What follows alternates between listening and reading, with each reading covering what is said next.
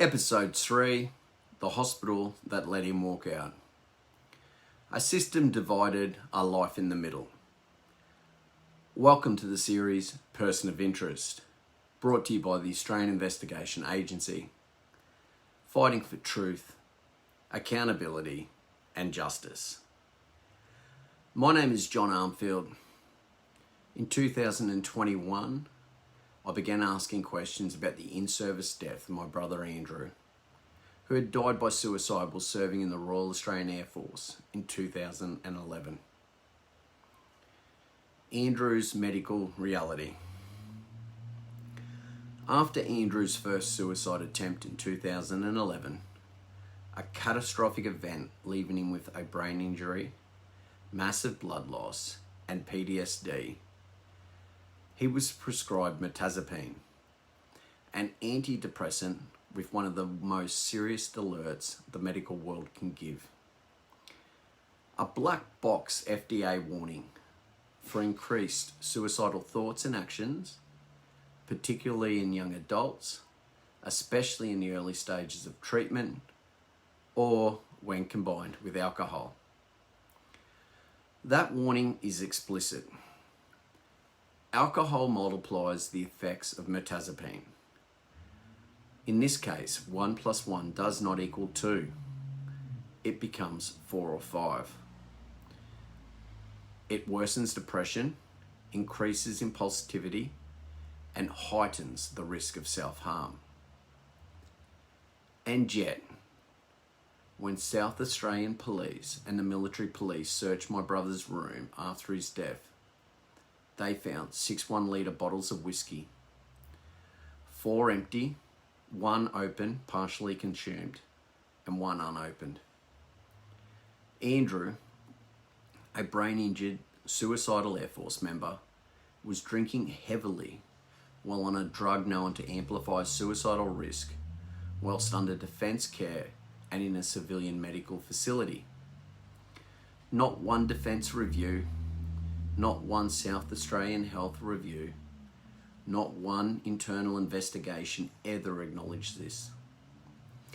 If both Defence and SA Health have never admitted to the alcohol, then what evidence do I have to prove this allegation?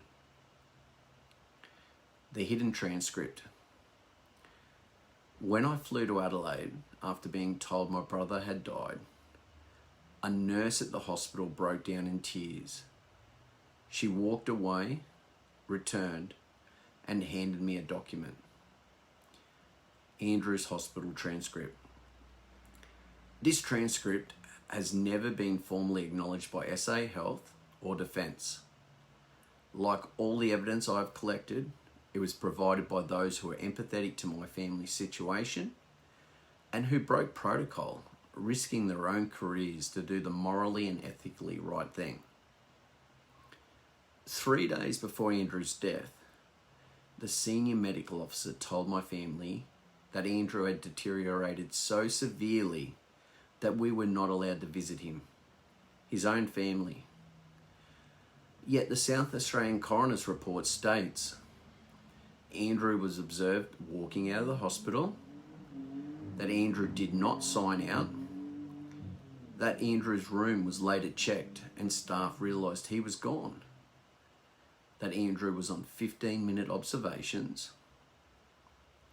No one called the family. No one called defence. No one intervened. When I rang the hospital after police told me that my brother had died, they said, "That's impossible, Andrew's here." But then minutes later, he's not here. This is not a miscommunication. This is a system breakdown. The 5th of May 2023 admission. In a meeting with Navy Health and Joint Health Command and Inspector General ADF's office lawyers on the 5th of May 2023, a senior ADF medical officer, the 3rd doctor to independently review Andrew's case, said this. I'm totally independent of all of this. Yeah. So I'm now like the third doctor who's reviewed it. Probably the guy could have done a bit more. Probably could have talked to you a bit more. But hand on my heart, you did everything you could. Hand on my heart, that doctor probably in his job role probably thought he was doing everything he could because he made the assumption that the hospital had coverage. And that was a bad assumption because the hospital was allowing alcohol, the hospital was allowing your brother to go out for walks. That shouldn't have been occurring. This is not my interpretation. This is the ADF's own medical authority speaking plainly. The senior medical authority then went further and stated, Your brother was an inpatient at a facility, and a number of different organisations from different, this is me independently reviewing this, to provide the level of care expected from the family, which ultimately led to your brother committing an act. And that's the basis of what really occurred. And that's horrible, but that's the facts of what happened, right? so who was responsible? Defence policy was crystal clear. Even when a defence member is admitted to a civilian hospital, they remain under ADF medical responsibility. The Chief of Defence Force formally wrote, "It is not good enough for a defence doctor to say, when you are in the civilian sector, you are not my problem." The other takeaway point is that the defence did learn from this. So the health directive wasn't clear enough on, it was very clear, like very black and white, but it didn't give the doctors sort of how you engage with the public hospital. And so Joint Health Command took that on board and then did a training package with their SMOs about how better to engage. So Defence did try and learn from that horrible report, because CDF wrote, and he didn't need to write it, it's not good enough having a defence doctor say, when you're in the civilian system, you're not my problem. Yet, the senior medical officer told the inquiry officer the exact opposite, through his lawyers, claiming Andrew was not under active ADF medical care. The Vice Chief of Defence Force later rejected this statement, confirming Andrew was under defence care. Again, two statements directly contradicting each other, but never investigated. And when Defence Counsel Services briefed me in October 2021, when I asked for support, they said, if the senior medical officer acted outside policy or is no longer practicing, you may wish to pursue legal action against Defence for its vicarious liability. Meaning, if the medical professionals fail to follow policy or the organisation's policy fails, the organisation is responsible, whether ADF or SA Health.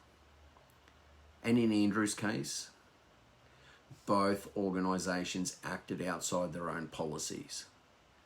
Both made assumptions. Both believed the other was in control.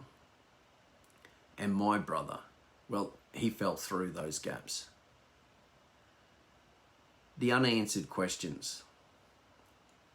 So ask yourself, a suicidal Air Force member with a serious brain injury on an antidepressant that warns against alcohol, found with 6 litres of whiskey, 4 empty in his hospital room, on 15-minute observations, denied family visits due to deteriorating mental health, allowed to walk out without supervision, allowed to place himself in front of an oncoming train, no call to the family, no call to defence.